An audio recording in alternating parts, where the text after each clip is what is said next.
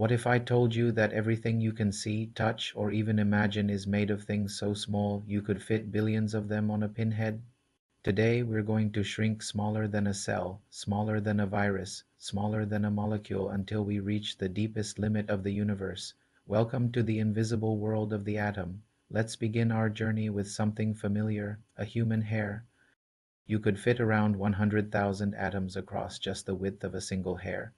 We've reached a red blood cell. To you, it looks microscopic, but to an atom, it's a skyscraper.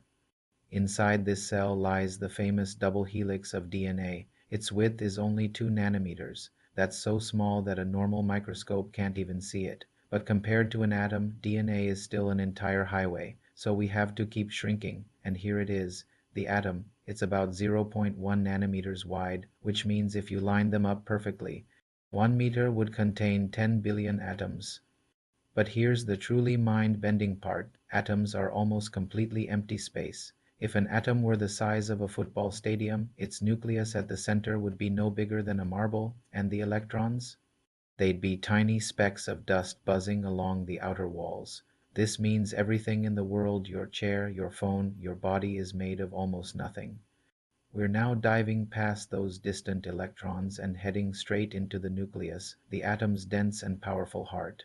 The nucleus is 100,000 times smaller than the atom itself. To give you a sense of scale, imagine the entire planet Earth. Now imagine a single house on its surface. That's the staggering difference in size between an atom and its nucleus. Inside this tiny, tiny space, we find protons and neutrons packed together so tightly that a single teaspoon of this nuclear matter would weigh more than a mountain.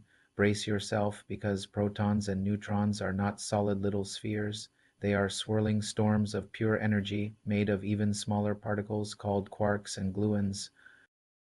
If an atom were a skyscraper, a proton would be a single grain of sand. We've now reached the mystery zone, the quarks.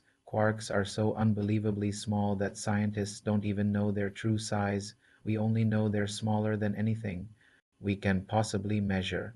These tiny particles, held together by the force of gluons, create every proton and neutron in the entire universe. We're almost at the end of the line, the smallest place that physics currently allows. The Planck length, scale, space, and time themselves start to break down. Yet without them, nothing would exist. Not you, not me, not anything.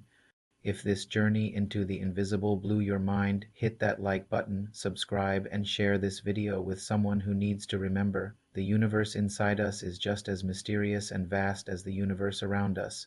Thanks for watching.